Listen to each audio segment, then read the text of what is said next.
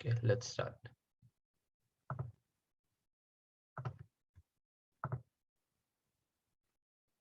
Everyone can see my screen, right?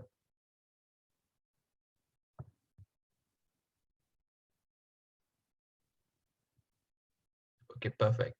So we will be going over chapter 2, 3, 4, 5, 6, 8, 15, 16, and 32. We'll start off with budget constraint. In real life, there are many goods to consume, but for our purpose, it is convenient to consider only the case of two goods. We will considering two goods. We will indicate the consumer consumption bundle by X1 and X2. And we suppose that the prices of the good for X1 is P1 and for X2 is P2.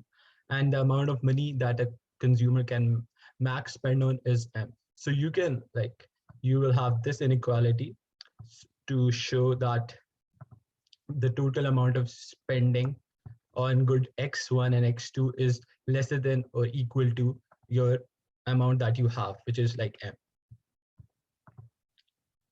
And this shows your budget line and the graph for your budget set. So this line is P1 X1 plus P2 X2 is equals to M. And this is the max limit of your budget. And under that, like this budget set, you can choose any bundle from inside this set. And you have your vertical axis and the vertical intercept and the horizontal intercept, which is M over P2 and M over P1. And the slope is minus P1 over P2, which you can easily derive from this equation as I've shown. You just take X2 on one side and shift the rest of the equation on the other side. And then you will have equation something like that, which can be equal to Y is equals to C plus MX, and your M is minus P1 over P2. So that's the equation. This is your basically the graphical representation of budget constraint. Next up you have, okay, so these two shows how the budget line changes.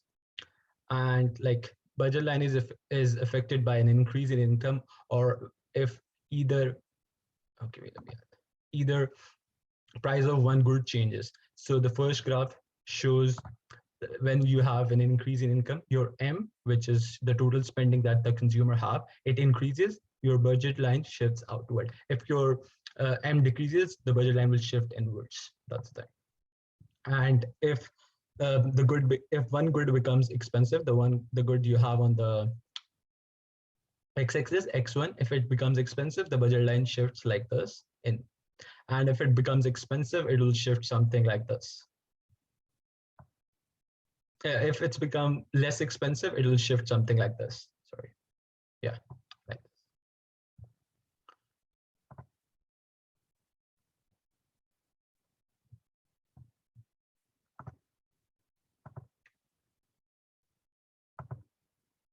So here we show the budget set with when a government imposes a tax or any restriction. For example, the government says that you have a limit to the consumption on one good, which is X1. So as I guess you can see from this graph, like your budget line was this, but now you have a certain restriction on the consumption of X1. So your budget set will look something like this. And this is what you can consume now. Sorry, this area. Yeah. Then we have, sorry.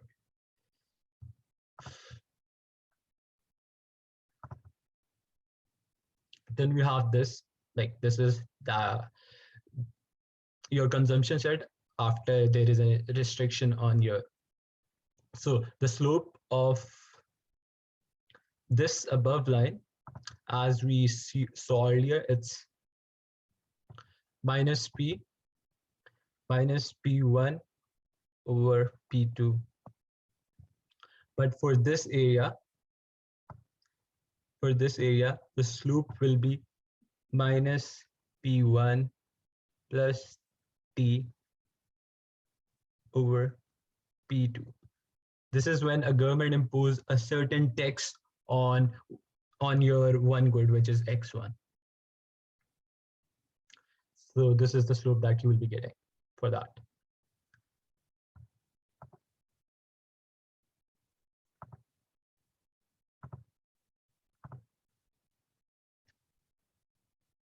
Okay, now we shift to preferences. We will suppose that given any two consumer bundles, X1 and X2, Y1 and Y2, the consumer can rank them as to their desirability. That is, the consumer can determine that one of the consumption bundles is strictly better than the other, or decide that she's indifferent between the two bundles. The thing is that, like, we will the slides won't be posted, but the YouTube video will be posted for this lecture. It's recorded, so that's the thing. Okay, yeah. So here we see the indifference curve. Indifference curve is basically your graphical representation of your preference or desirability for a bundle. You see this line, it's your indifference curve. This is like, on this curve, you are indifferent about a bundle. Here you have weak preference for the bundle, and the indifference curve cannot cross, which means that they can't be like this. They always has to be like parallel to each other. They shouldn't be intersecting. That's the thing.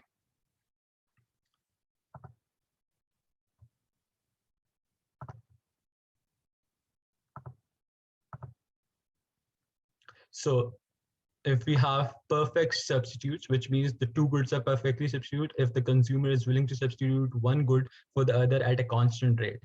The simplest case of perfect substitution occurs when the consumer is willing to substitute the good on a one-on-one basis. So basically, you are giving 1 unit of X1 to consume 1 unit of X2. That's perfect substitution. For example, a consumer is indifferent between the color of pencils. This is called perfect substitution. And for that, you will have straight lines as shown in the graph, and your slope will be -1. That's basically your perfect substitution graphical representation of indifference curve. Now, if you have perfect complements are goods that are always consumed together in fixed proportion. In some sense, the goods complement each other. A nice example is that right shoes and left shoes. So basically, two goods that complement each other. Their indifference curves look like something this, the L-shape indifference curves.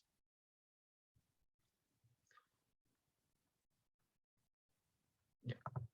Next, marginal rate of substitution. So we have an indifference curve. The slope of an indifference curve is known as the marginal rate of substitution. The names come from the fact that the marginal rate of substitution measures the rate at which the consumer is willing to substitute one good for the other. The rate at which the consumer is just willing to substitute a little more consumption of good two for a little less consumption of good one, which means that you have this indifference curve. You draw a tangent to get the gradient for this, and this thing is your marginal rate of substitution, that how much you are willing to give X2 to consume one more unit of X1. Yeah. So well-behaved preferences. Well-behaved preferences are monotonic, meaning more is better, and convex. So basically, well-behaved preferences are always, like, if you want to show them on a graphical representation, it's a graph, and they are shaped like something this. Yeah. This is because in the normal case where the consumption would want to trade some of one good for the other and end up consuming some of each rather than specializing in consuming only one of the two goods. So if you have indifference curves like these or like this, yeah. So in these cases, you are more focused towards one good. But like we are taking preferences, which is like comparing a comparison between two goods, and that is the reason you always well-behaved preferences are indifferent curves which are convex shaped. That's the thing. And you always prefer a bundle, like more is better than better. That's the thing. More is better preferred, sorry. Yeah.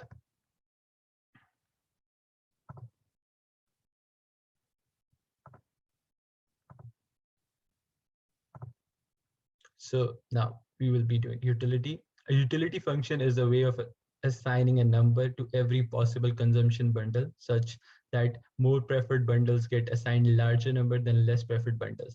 That is, bundle x1, x2 is preferred to a bundle y1, y2 if and only if the utility of x1, x2 is larger than utility of y1, y2. So when a consumer consumes a bundle, they get some kind of utility for that. So if you're like, as we mentioned earlier, that more is better. So if the utility you get from a bundle is greater than the utility you get from another bundle, so you will prefer that bundle. For example, you have a bundle x1 and x2, and the utility of that bundle is greater than the utility you get from a bundle y1 and y2. You will always prefer x1 and x2. That's the thing. So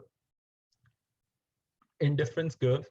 So basically, if you have a utility function which is like this, x1 into x2. So like we know that a typical indifferent curve is just a set of all x1s, x2 such that k is equals to x1, x2 for some constant k.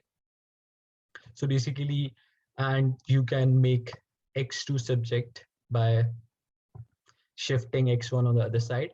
And then for different values of k, you can have different indifference curves, as you can see here.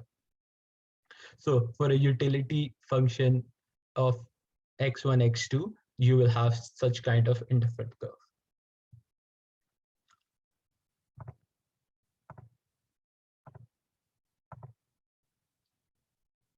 So as we saw earlier that the graphical representation of x1, x2.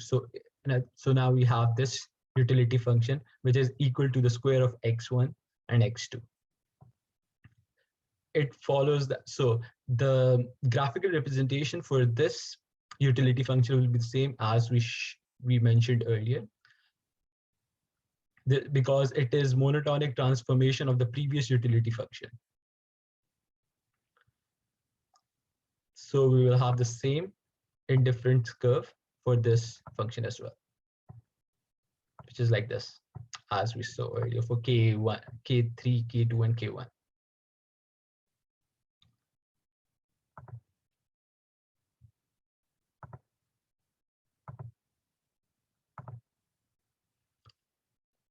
So you like a couple of more utility functions. Utility function for a perfect substitute seems something like this. Utility function for a perfect complement seems something like this. That's it. Now we move to Cobb-Douglas preferences. So the utility function of a Cobb-Douglas function seems like this. It's basically x1 powered to c, x2 powered to d, where c and d's are positive numbers that describe the preference of the consumer. So if we have, like, for example, this, you can take a log and just can do simple maths, which is like ln x x1c plus ln x2d. This is, we are applying a simple log operation. When you are multiplying two, you just like separate them by adding them up, and you take the power here, which is like c ln x1 plus d ln x2. That's the thing. And this can be shown in this figure. When you have C is equals to 1 by 2 and D is equals to 1 by 2. This is basically the graphical representation for this function. ln C ln x1 plus T ln x2. And in other case, you can also do something like this. And you can show it like this. Like, let me show you. It's x1 C x2 T. So you can make it x1 C over C plus D, x2 D over D plus C, and you just equal this C over C plus D equals to A. So it can be simply that x1 A plus x2 1 minus A. And you can show the graphical representation of for this graph. If you have C, for example, 1 by 5 and D 4 by 5, it's this. These are the indifference curves that you will have for this function.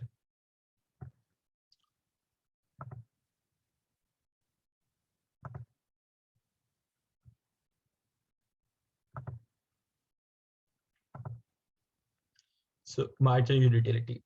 How does the consumer utilize changes as we give him or her a little more of good one?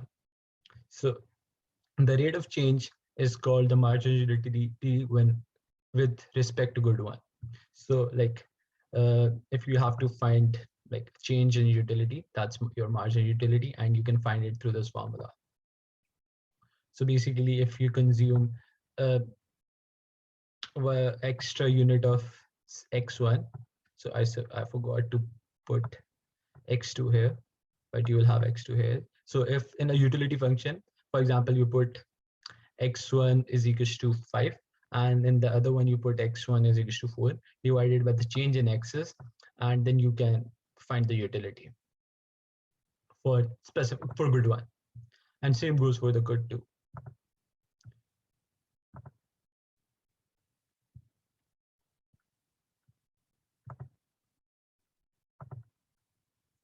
So marginal rate of substitution and the utility function that we just discussed, they are related. A utility function can be used to measure the marginal rate of substitution, as we defined earlier. Marginal rate of substitution measures the slope of the indifference curve at a given bundle of good. It can be intercepted as the rate at which a consumer is just willing to substitute a small amount of good 2 for good 1. So as we discussed earlier, marginal rate of substitution is like how much you're willing to give x2 to get x1, which is equals to marginal utility of x1 over marginal utility of x2. So like this is how marginal rate of substitution and your marginal utilities are related. You can use marginal utility of x1 and x2 to find marginal rate of substitution, which is like how much you are willing to give up good 2 to get good 1. So now we move to choices. In this chapter, we will put like the budget constraint that we discussed in chapter 2 and the indifference curves together and the preferences, and see how it works for the consumer to make optimal choices of their bundle. So the black line here shows that we have, this is our budget constraint, and the blue lines are indifference curve. The point at where our budget constraint intersect our indifference curve, at that point, we have our optimal choice, which is like the optimal point for a consumer. At this point, the consumer is having his max utility, you can say, like it's the perfect bundle for him. That's the thing, given his budget constraint. And it is always like where the indifference curve is tangent to the budget line. So here we have some other example. So if you have indifference curves that are like kinky like this, the point end to where they bend, and the budget line intersects, that is your optimal choice. And here we have indifference curve where we have boundary optimum, at this point, the budget line always intersect on the x-axis. So at this point, you are consuming the max of x1 and you aren't consuming x2. As you can see, it's on the x-axis and you aren't consuming any x2.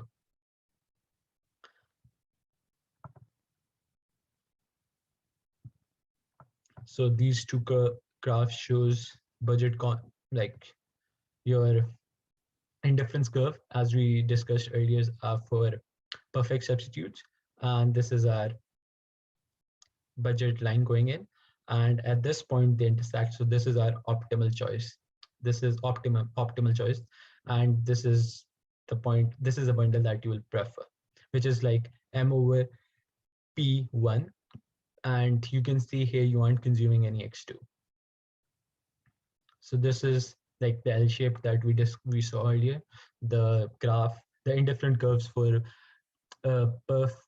perfect complements, and the point at which it turns is your optimal choice. And at this point, your x1 is equal to x2. So this, as we know that they are complements, so you will consume x1 and x2 in the same quantity.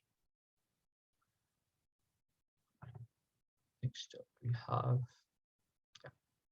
So another way of representing marginal rate of substitution is minus P1 over P2. Just to recall that we have discussed like 3 formulas for marginal rate of substitution. One is MRS equals to change in X2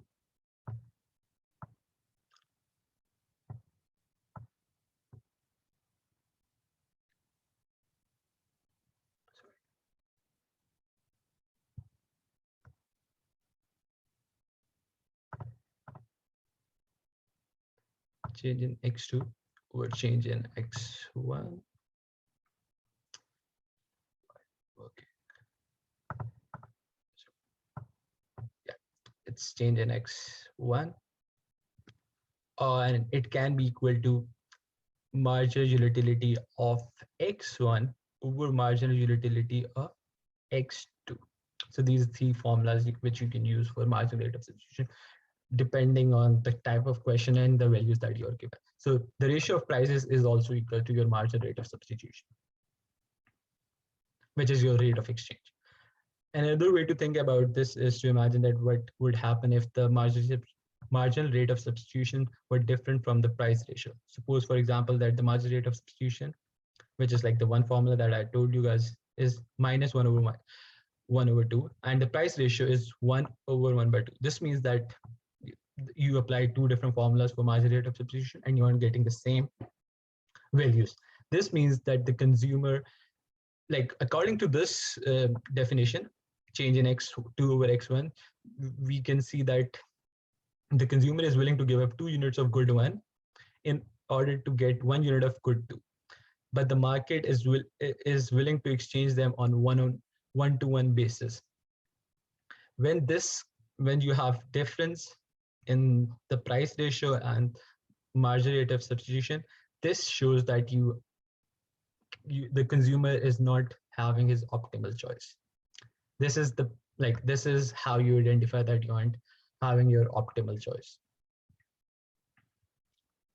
So if you are like having your optimal choice, the price ratio and the change in X2 over X1 should be same, which shows that you are having your optimal choice.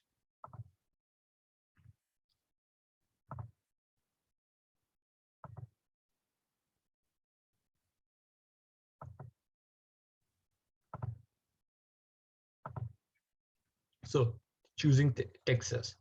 We saw that quantity tax is a tax on the amount consumed of a good, like a gasoline tax of 15 cents per gallon. So if you apply, for example, a tax on, for example, on X1, so your price of X1 will increase by T. This will be your new budget constraint, you can say.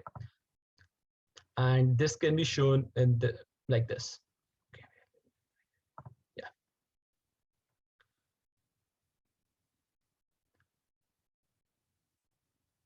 Yeah, so you have originally you have this line,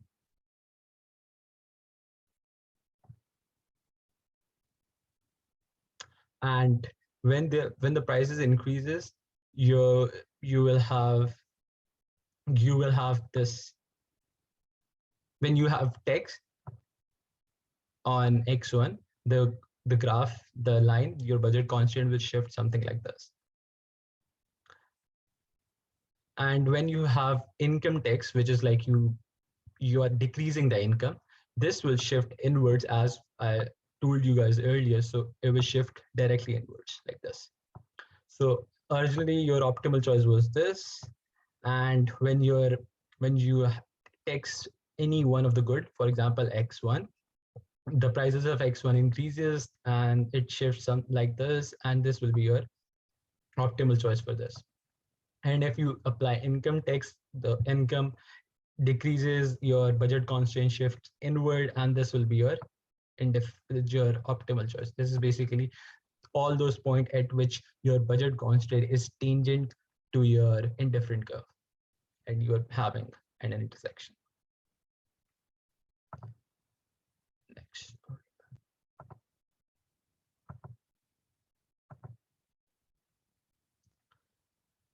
Okay. If good one is a normal good, then the demand for it increases when income increases and decreases when income decreases. So a normal good, like as we all know, that if your income increases, the demand for a normal good increases, and when income decreases, demand for the normal good decreases. And when you have an increase in income, which results to a decrease in consumption of any good, that is called an inferior good. So we can see both the graphical representation for a normal good and an inferior good here. Like, yeah. So you see, if you have a decrease of, if you have an increase in income, the budget constraint shifts outward, and when it shifts outward, you will be consuming more x1 and x2. Yeah, this is your optimal choice point. You can see x1 and x2, you're both consuming more, so you have a normal good here. In other case, if you have, like, for example, you have an inferior good. So if there is an increase in income, when you increase this income, the graph shifts outward, and now your new optimal point is this.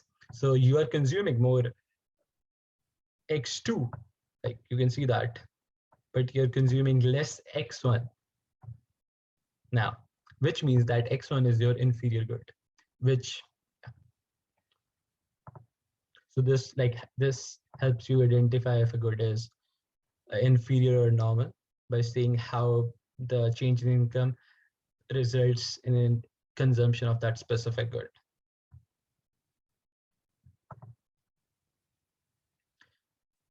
So now we have income of a curve, curves, and angel curve. So we can connect the demanded bundles that we get as we shift the budget line outwards to construct the income of a curve. So basically, you can see first you were having a budget constraint here, and the intersection point was this. Now your income increases, it shifts outward, and now your new point of intersection is this. So your income of a curve is the curve going through all your points of optimal choice points, the points where your budget constraint and your indifferent curve meets. So this point, this curve is called your income of a curve. And if you hold the prices for good one and good two, then like the angel curve is this, which is like how your total income changes with the change in x1. So how income increases, your consumption of x1 increases.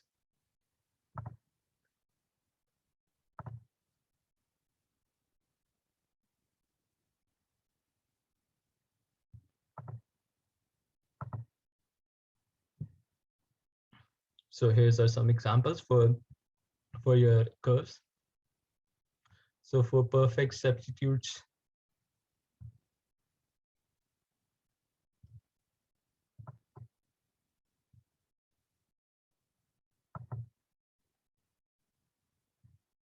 for the perfect substitute, your indifferent curves are something like this, and your angel curve is this, and the slope of this curve is P1, which you can see from here.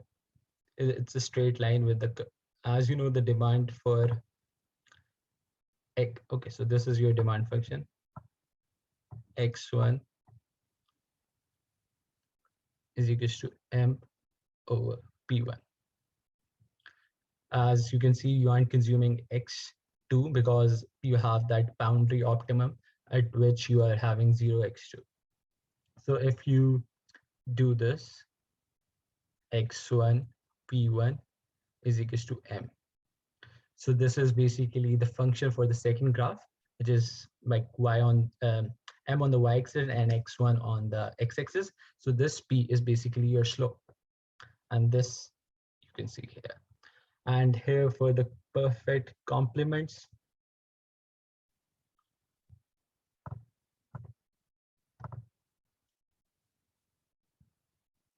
so for the perfect complements, it's something like this.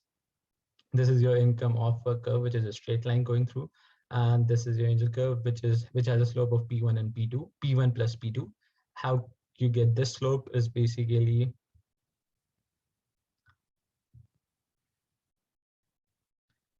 you have demand function of x1 is equals to m over p1 plus p2, and you shift x1 into p1 plus p2 is equals to m. So this is your, again, that equation, which is like y, m is your y is equals to, this is your mx. You have no c here. So p1 plus p2 is your basically m, the gradient of your this slope of this curve.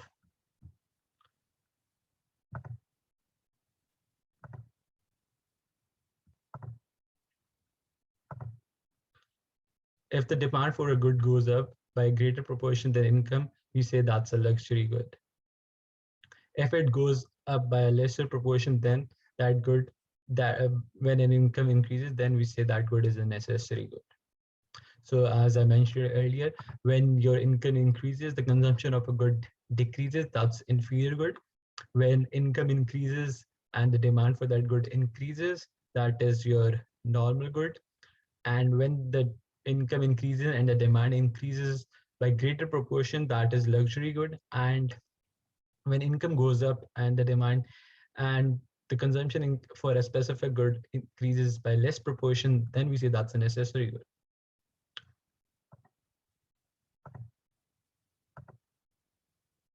So here we see price curve and demand curve. So previously we did income curve, income demand curve, yeah, income curve, yeah. So now price curve. Now we are holding, for example, we are letting only the price of one good change. We are holding P2, the price of X2 good, and the income fixed. So you're just like, for example, this was your normal graph. Now you have decreased the price for X1, so you can purchase more X1s. The curve shift like that, and if the price for X1 increases, it becomes expensive. It goes like this, and all those optimal points. If you have a curve through that optimal points, that is your price of a curve, and you can just simply um, put a graph in which you are having the price for X1 on the y-axis and X1 on the x-axis, and how your price changes with the quantity for X1. You can draw that, and it's your demand curve. Yeah, simple as that.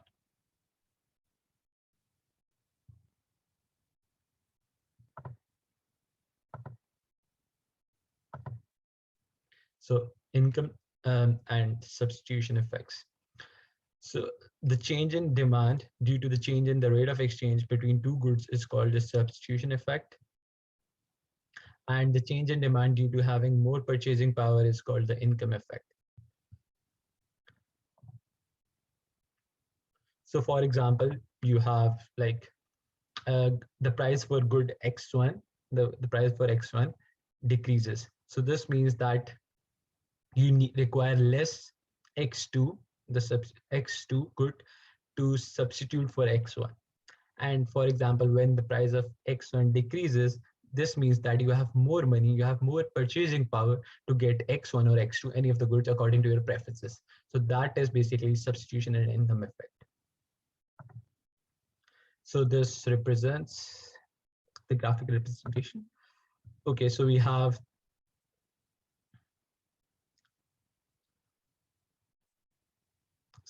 this curve, the original curve, and this is our optimal point, and you're consuming this of X1 and this of X2. And then there is a change in the price for good one. We aren't changing income than this. We are just changing the price for good one. When the price of good one decreases, the curve shifts like this. As you can see, the optimal point remains the same, but you can now consume more of X1, which means that the price of X1 has decreased. And when this happens, this means that you have a more purchasing power, which eventually results in a shift, outward shift, because of which is like the income effect. First, we had this pivotal change, which was like our substitution effect. And after that substitution effect, you have more purchasing power. So the graph shifts outward, and this is your income effect. Yeah. And this is your final choice, the point at which the indifference curve meet your shifted budget line.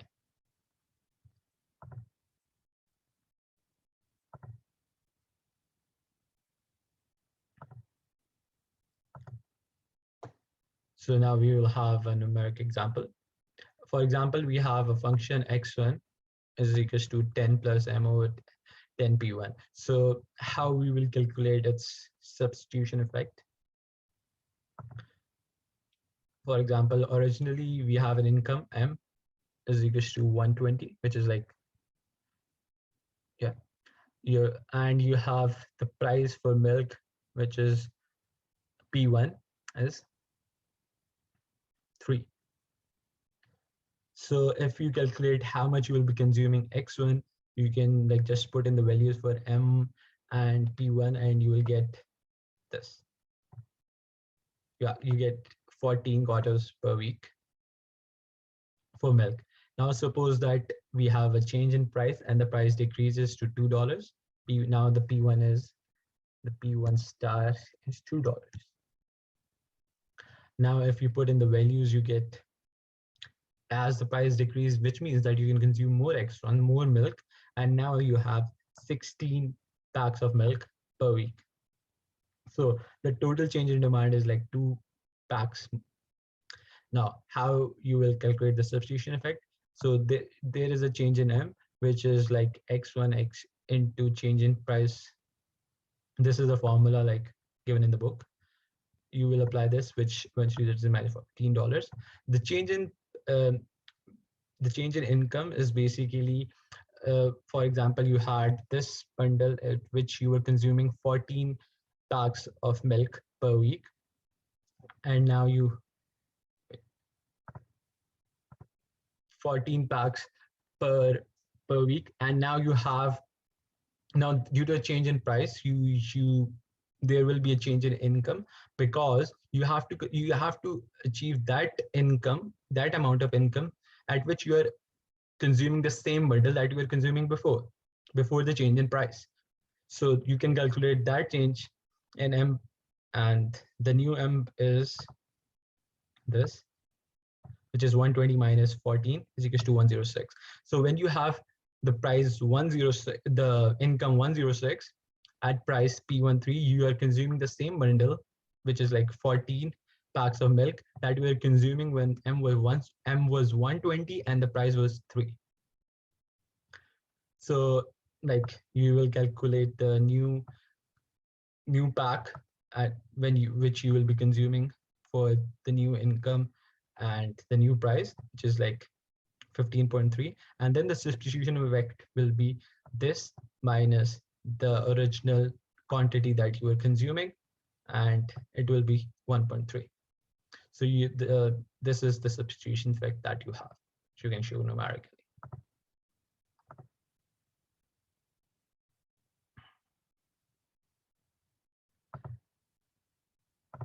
And now if we have to calculate your income effect, so as we saw that when you consume okay, so income effect, there is always a change in income, nothing else, everything else remains same. So the new price is 2 and the income changes from 120 to 106. So you just calculate how much of x1 you'll be calculating by putting it in that equation that we had, plus m over, I guess 10p1 was that equation. Yeah, I guess this equation. Yeah, it's this equation. So you just put in the 2 and 120 in this equation, you get 16, and then you again put 2 and 106, which is the change in your income, and you get 15.3. And this basically tells you the change in the income effect change, just like subtracting these two.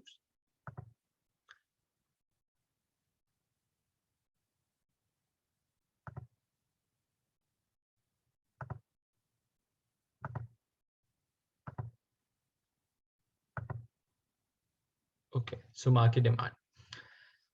The price elasticity of demand is defined to be the percentage change in quantity divided by the percentage in price. So this is basically a demand curve.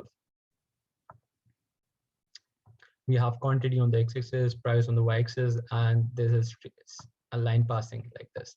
So the change in the percentage change in quantity divided by percentage change in price is called your elasticity of demand. Sorry.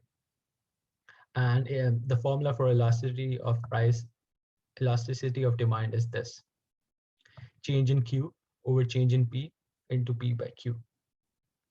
And the elasticity doesn't remain constant on your the line.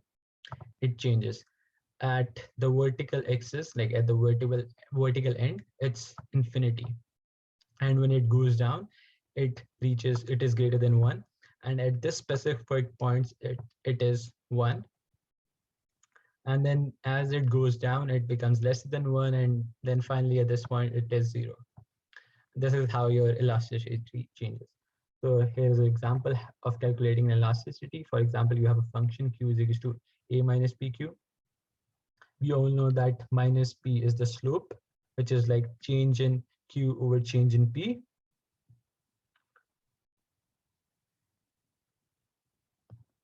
You will just put this p instead of delta q over delta p. You will be left with p minus p over q. You can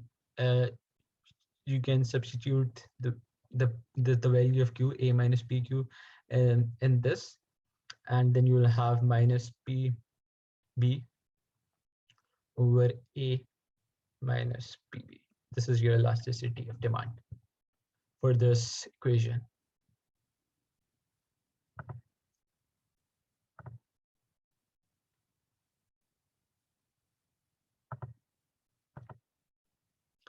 Okay, now we have marginal revenue curve. So marginal revenue is equals to p plus q into delta p over delta q. So if we see an example in which price is equals to a minus pq, and just put it in the equation for marginal rate of marginal revenue, like this curve, we will get an equation like this. Like, let me do it for you guys. So P is equals to A minus B Q. You have this equation. And minus B is your change in P over change in Q. Earlier we see that minus B was change in Q over change in P, but in that equation we had Q as subject and P was in, like, basically Q was here and P was here. That's the thing. So according to that, we have changed the equation. So in this, change in P over change in Q is minus P. Now we put it in this equation. P plus Q into minus P. And then we replace this P with the given equation of P. So it becomes A minus PQ minus BQ. So which is A minus 2BQ. This is your equation for marginal revenue, MR.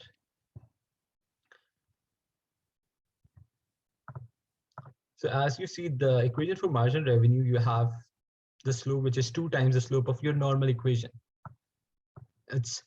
So that's the thing. If you have an equation, the marginal revenue equation will be just 2 times its gradient, its slope. So if you see the graphical representation of,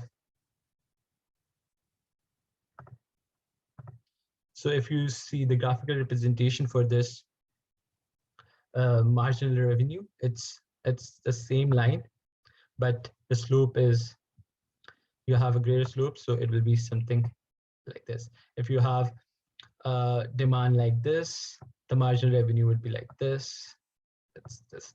That's the thing, because it has a 2 times slope of the normal demand curve.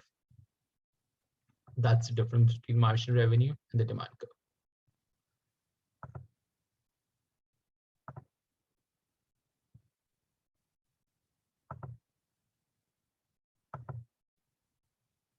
So if the absolute value of the elasticity of demand is less than 1, at some point we say the demand is inelastic at that point. So basically, if you have elasticity, the absolute value less than 1, you say at that point the demand is inelastic. If the absolute value of E is greater than 1, you say it's elastic. And if it's is equal to 1, we say it's unitary elastic at that point.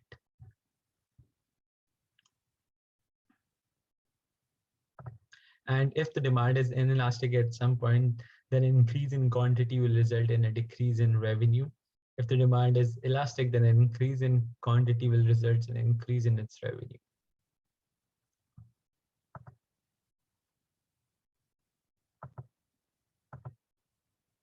So here we have income elasticity. Income elasticity is described as how the quantity demand changes to the risk change in income. It's simply change in quantity over change in demand. Earlier we discussed elasticity of demand is change in quantity over change in price. So income elasticity of demand is change in quantity over change in price, change in income, sorry.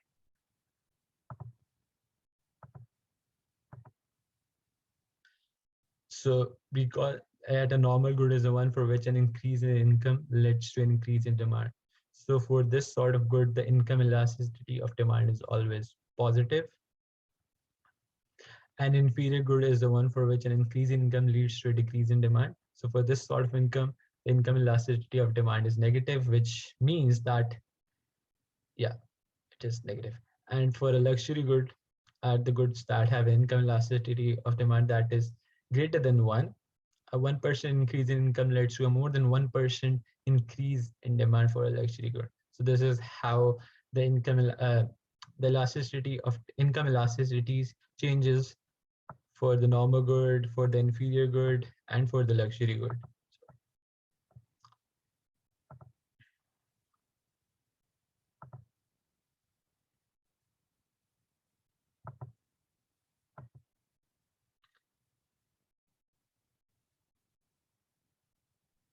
Okay, next we have equilibrium. Suppose that we have several consumers of a good. Given their individual demand curves, we can add up them to get a market demand curve.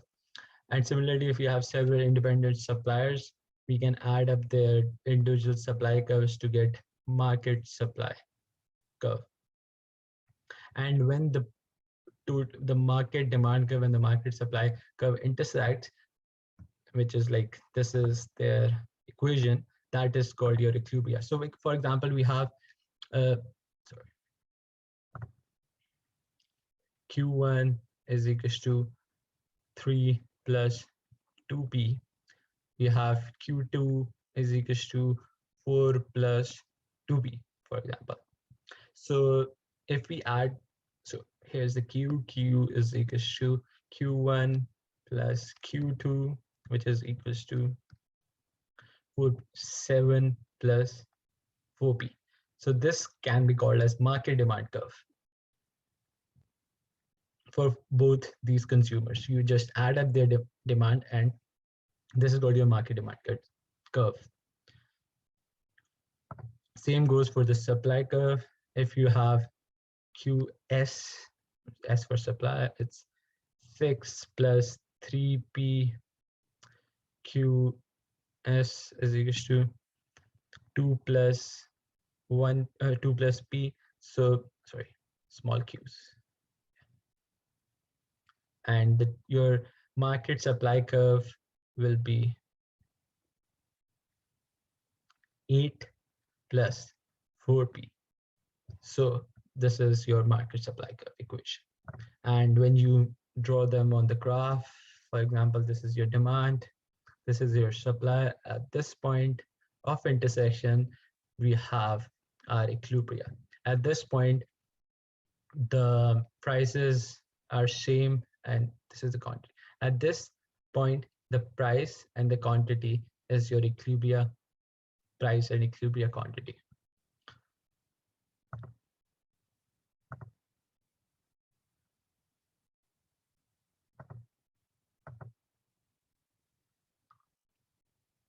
So for example, we suppose that some price P is lesser than P star, where demand is greater than the supply. Then some suppliers will realize that they can sell their good at more than the going price P to the disappointed demanders. As more and more supply realizes, the market price will be pushed up to the point where the demand and the curves demand and the supply are equal. So for example, you have this. This is your supply, this is your demand, and this is the price. So for example, if you're selling at this price, this is P, and the demand is P star. So eventually the suppliers will see that they can increase the price, and when they start increasing the price, it will shift upwards to the point this.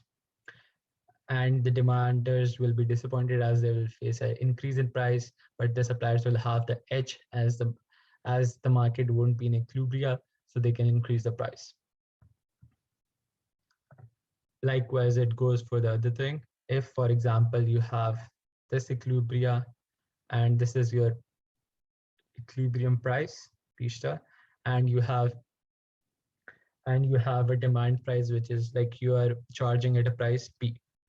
So you will see that the suppliers can sell at this. So if you have an X supplier who decided to sell at a lower price, for example, this, eventually you will see that suppliers will decrease their prices, and the price will shift to the equilibrium price, this one.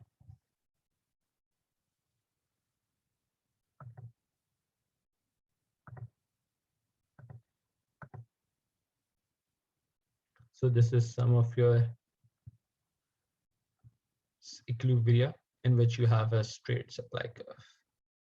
In this you have a vertical supply curve, and this you have a horizontal supply curve. In case a vertical supply curve where the equilibrium price is determined solely by the demand curve. So basically in this, the demand curve is the one which decides the equilibrium price. As for example, it increases, it decreases, the price changes accordingly. And in this case, the supply curve determines the equilibrium price. As it goes up, the prices increases. As it goes down, the prices decreases.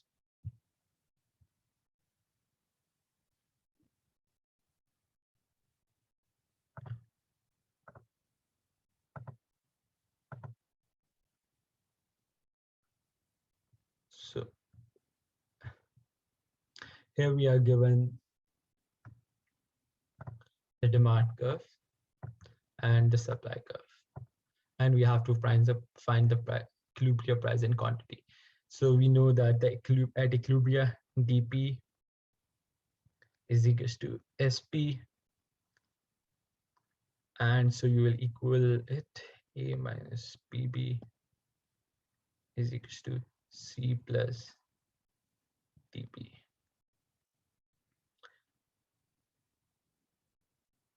Okay, A minus C is equals to dP plus PB. Then you take A minus CP common, D plus B, and substitute this, move it here. A minus C over D plus B. So this will be your equilibrium price. At equilibrium price, yeah. Now you have to calculate quantity for equilibrium. So you will just put P in any of these equations. We can check both. dP, this is equals to A minus B into A minus C.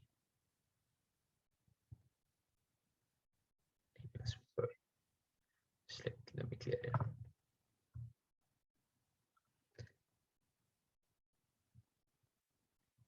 dP.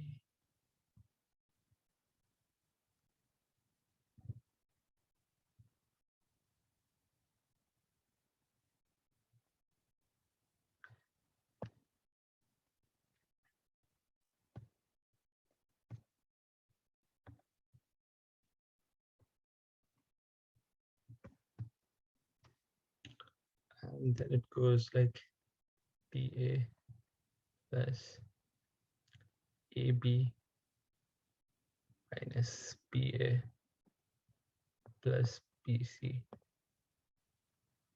over D plus B. And then you just cancel these both, and then you're left with A plus D plus P plus C over D plus B. This is your equilibrium quantity.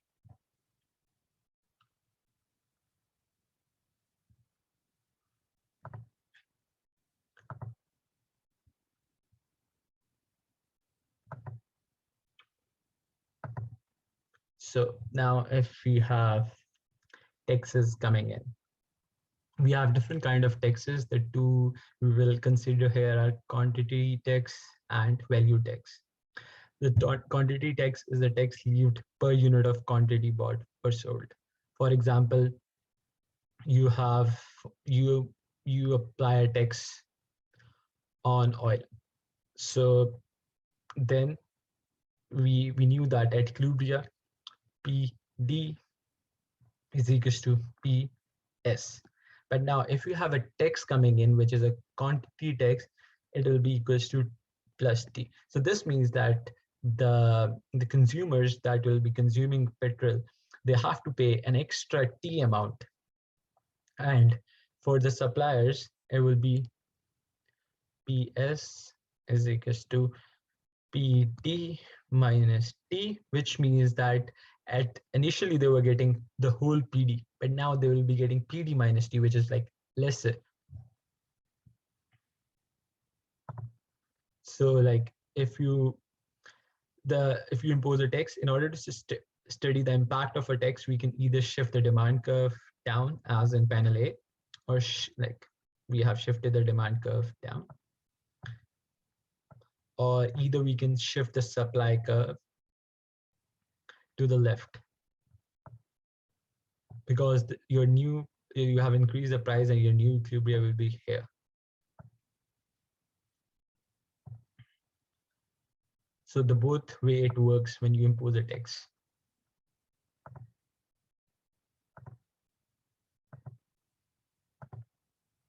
So here an example, so we have dp is equals to a minus bp dp, price of demand, and demand of supply is equals to c plus d. Yeah. So these are the two demand and supply functions you have. So you will equate them. Yeah, the recording will be posted on YouTube or at ESHN. So now we all know that dp is equals to ds initially, and when we equate these two,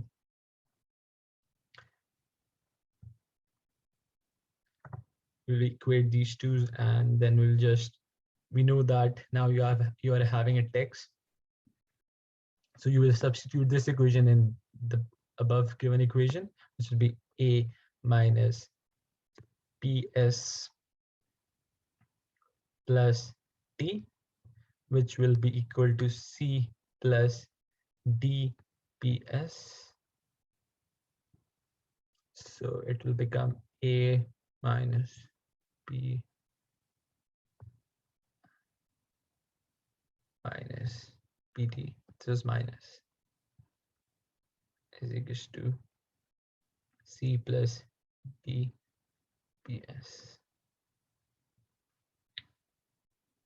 And then you will shift this there, a minus pt minus c is equals to bps plus dps. You will take ps common, which is this, and we're left with p plus t, which will be equal to a minus pt minus c, and then you will move it here, and ps will be equals to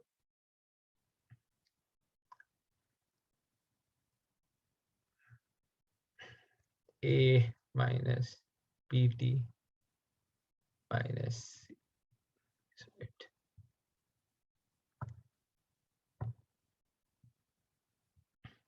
Minus c over b plus d. This is your PS, your price for suppliers. Okay, now we will create the price for demand.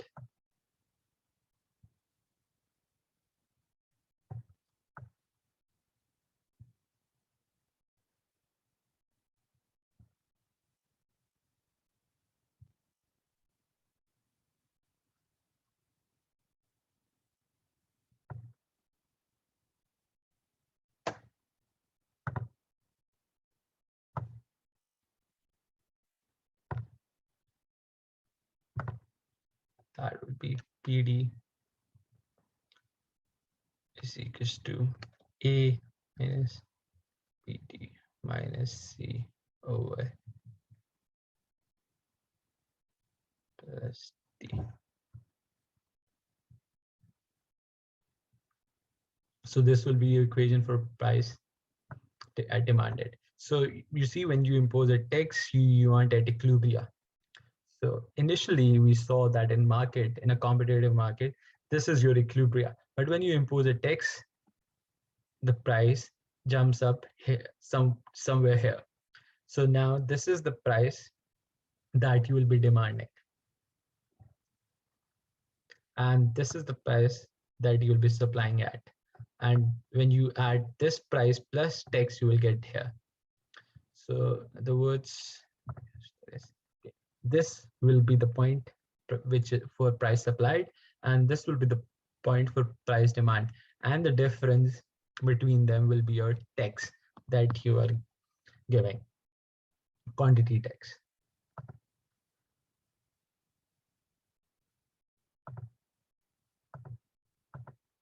So we see here, this was the curve that I talked about. Initially, we were at this point, but after this point, but after imposing a tax, your price supplier for is this, and your price demand is this, and this difference is your tax. So we can see it like this.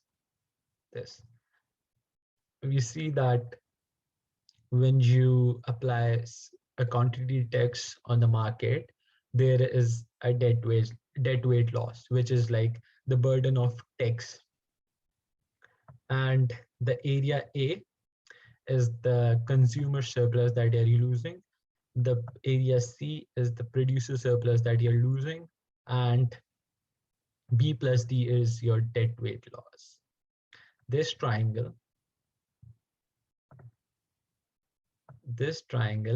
is your dead weight loss. And this area in total is your producer and consumer surplus, A plus C.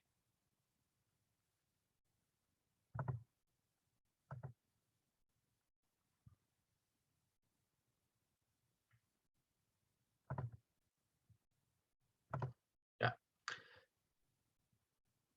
Sorry. Okay, sorry. Just made a mistake. So it was this part, this whole area is a loss in consumer surplus, and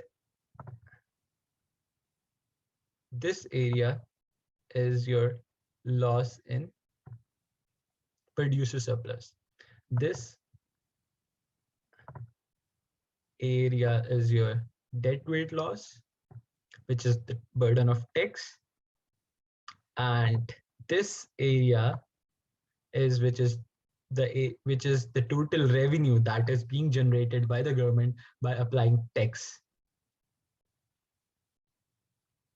So in other words, A plus C is the revenue of tax for the government. B plus D is the tax burden or dead weight loss. A plus B is your A plus B is your consumer surplus loss, and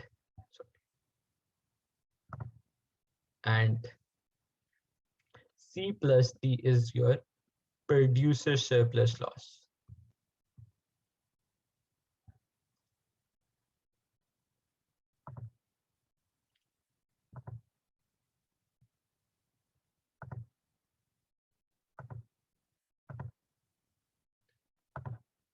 So last up we have exchange, which is like Edward box.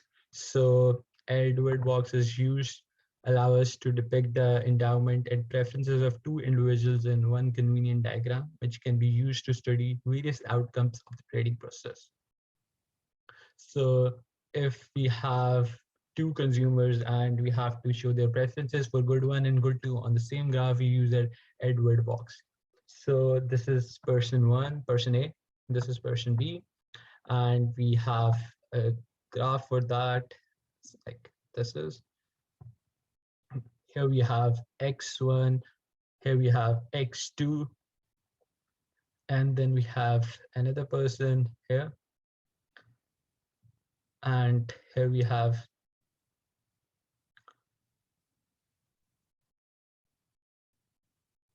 x2, here we have x1 for that person. And now we draw the indifferent curves for this person, and then we draw indifferent curves for person B, which is something like this. So the point at which both the indifferent curves for person A and person B intersect, which means that their outer ends intersect, at that point we have our Pareto efficient allocation. What is Pareto allocation or efficient allocation? Efficient allocation can be described as an allocation.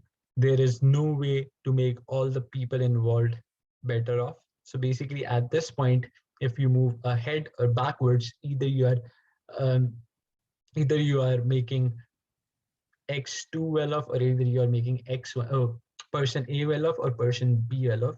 You can't satisfy both together. You have to harm person A in order to benefit person B, or you have to harm person B in order to benefit person A. So this is your Pareto efficient allocation. So, and the and these are your all different points of intersection, your allocations, and the curve which goes through all these points is called the contract curve. Yeah. So this is it.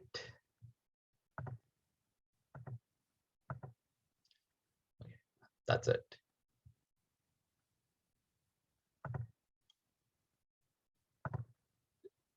Do you guys have any questions regarding this, or you want me to explain anything?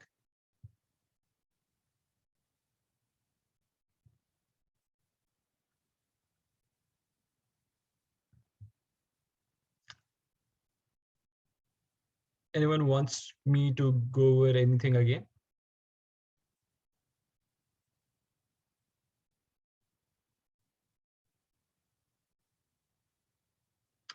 So it seems everyone is fine with that.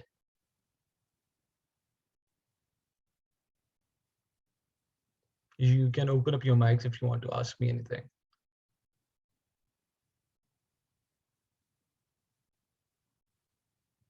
Then it seems fine.